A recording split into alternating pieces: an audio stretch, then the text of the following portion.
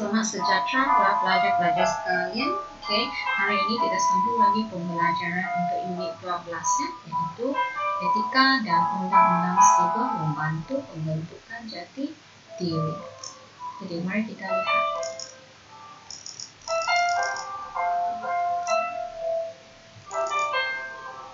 Okey, dalam pembelajaran lepas kita telah mengenali apa itu alam siber. Seterusnya kita telah melihat iaitu etika yang boleh diamalkan semasa berkomunikasi dalam alam siber. Okey, seterusnya kita lihat lagi perbezaan antara etika dengan undang-undang siber. Kita telah melihat kepentingan mematuhi etika dan undang-undang siber. Seterusnya kita telah melihat kesan tindakan yang tidak beretika menyalahi undang-undang siber ini. Hari ini kita sambung dengan akta. Dua akta ini sangat penting. Kita mesti mengetahui apakah larangan atau isi kandungan yang terdapat dalam dua akta ini. Yang pertama kita lihat Akta Komunikasi dan Multimedia 1998 ya, Section 211. Okey, mari kita baca sekali. Akta ini berkaitan dengan larangan terhadap pemberian kandungan jelik, iaitu tidak boleh memberikan kandungan sumbang, lucah, palsu, mengancam atau jelik sifatnya dengan niat untuk mengacau, mendera, mengugut atau mengganggu mana-mana orang. Jadi dalam Section 211 di bawah Akta Komunikasi dan Multimedia ini menyatakan bahawa kita tidak boleh mengugut orang lain ataupun mengganggu orang lain dengan sumber yang dimilikinya. Ini adalah salah satu yang melarang undang-undang di Malaysia dan boleh dikenakan hukuman penjara ataupun hukuman penalti dari segi kewangan. Okey, seterusnya kita lihatnya yang kedua ini adalah Akta Jenayah Komputer 1997. Akta ini berkaitan dengan kesalahan penyalahgunaan komputer untuk tujuan melakukan jenayah. Ya, di bawah akta ini akses secara tidak sah ataupun mengubah apa-apa program ataupun data yang terdapat dalam sesebuah komputer adalah salah dan perlu dikenakan hukuman. Di sini adalah lebih kepada jenayah yang lebih besar ya. Contohnya iaitu menggodam komputer orang lain untuk tujuan yang tidak baik, yang tujuan yang melanggar undang-undang.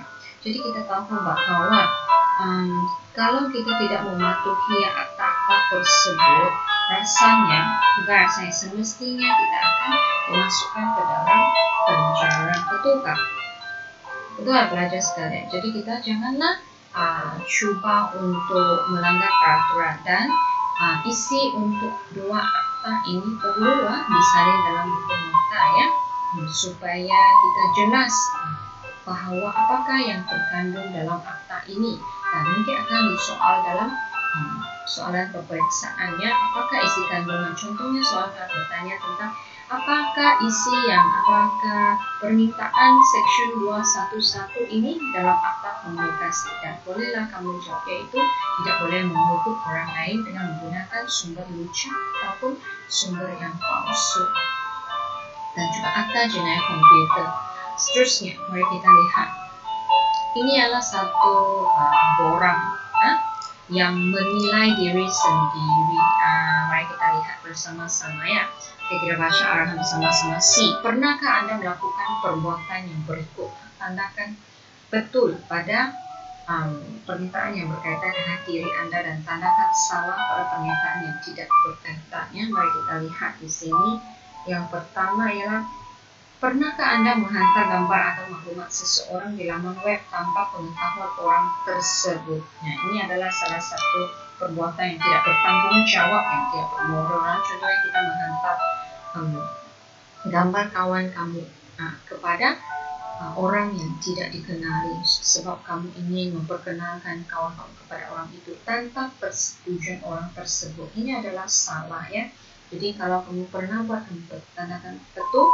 Harus tidak, tandakan salah. Yang kedua, menggunakan maklumat dalam internet untuk memalukan atau mengugut seseorang. seseorang. Pernahkah Anda melakukan? Kalau iya, tandakan betul. Kalau tidak, tandakan salah. Yang ini pun tidak patut. Yang seterusnya, yang ketiga adalah menghantar video yang ganas atau menakutkan seseorang walaupun untuk bergurau.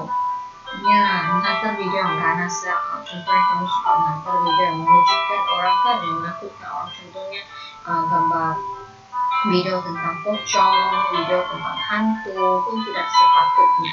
Kalau pernah Anda lakukan, kamu tandakan betul. Yang keempat, menggunakan bahasa kasar dalam talian. Tidak boleh ya. Contohnya kamu sedang main game, contohnya Mobile Legends kah, PUBG kah, kan? Tapi cikgu tidak ada main game tersebut, tapi cikgu tahu.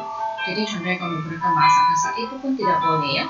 Seterusnya adalah menghantar gambar, message atau video yang berunsur lucu kepada seseorang. Pernahkah Anda melakukan? Kalau pernah, kamu tandakan tik. Yang keenam, yang memberikan maklumat palsu tentang seseorang dalam internet. Ya, ini pun tidak patut dilakukan. Ini seperti menipu kan. Yang ketujuh, menggunakan kata lawan orang lain tanpa kebenaran untuk mengganggu atau mengancam seseorang. Tidak boleh menggunakan password orang lainnya secara sesuka hati. Yang ke-8 ialah menghina atau memalukan seseorang berulang kali ya semasa menggunakan media sosial. Contohnya kamu post ataupun komen sesuatu yang tidak baik kan. Itu salah satu perkara yang tidak baik. Seterusnya ialah menuduh seseorang dengan menggunakan gambar atau video yang boleh memalukannya.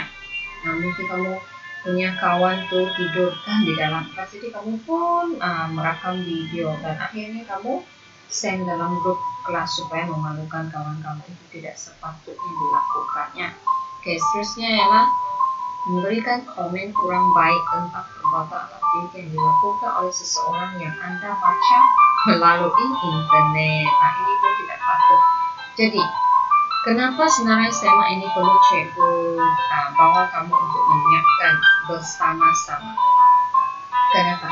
Sebab inilah etika yang tidak boleh kamu langgar. Inilah perbuatan yang tidak boleh kamu lakukan ya, terhadap seseorang ataupun semasa kamu menggunakan kemudahan siber ini. Oke? Jadi, setelah kamu menyadari bahawa perkara tersebut tidak boleh dilakukan, cikgu berharap kamu boleh membuangkan perlakuan ini ya, tidak melakukannya lagi. Sebenarnya sema ini tidak perlu kamu salin. Cikgu mahu kamu tuliskan jawaban kamu dalam buku latihan kamu saja. Contohnya nomor 1 salah, nomor 2 betul. Yang pernah kamu lakukan. Tidak perlu salin balik soalannya. Cikgu hanya mahu kamu baca dengan teliti apakah yang patut dilakukan dan apakah yang tidak patut dilakukan. Oke.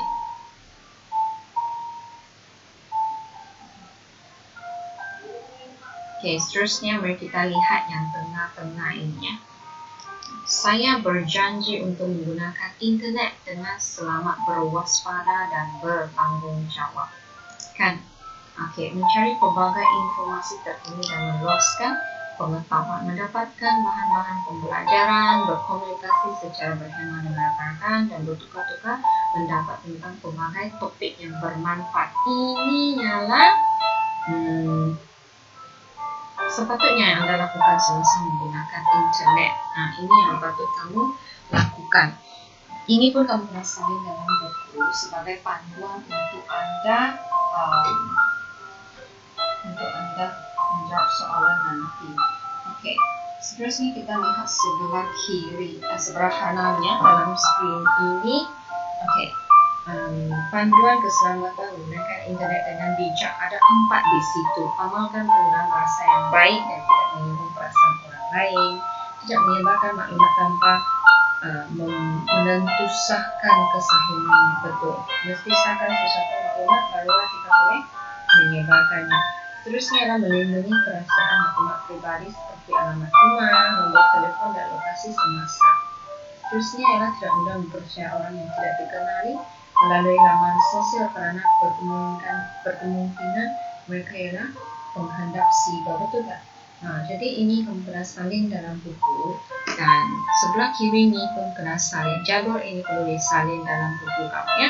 Jadi kita lihat sebelah kiri ini, apakah etika penggunaan internet? Yaitu menggunakan internet secara positif selaras dengan prinsip-prinsip rukun negara. Cikgu rasa kamu tahu apa itu prinsip rukun negara, yang persatuan Tuhan, kedaulatan raja dan negara, kan? Okey, seterusnya, adakah penting pengetahuan tentang etika penggunaan internet ini? Mestilah penting supaya kita tidak menjadi mangsa jenayah siber. Jadi jadual ini tolong salin dalam buku. Okey, cikgu telah menyelesaikan unit 12 dan cikgu harap ini adalah satu pengetahuan yang baru untuk kamu dan perlu kamu patuhi semasa menggunakan siber, kemudahan siber ini. Ini sangat penting, ya. Cikgu harap kamu boleh mendapatkan manfaat daripada pengajaran cikgu hari ini. Okey, itu sahaja untuk pembelajaran hari ini untuk unit 12. Kita berjumpa dalam kelas yang seterusnya. Sekian, terima kasih.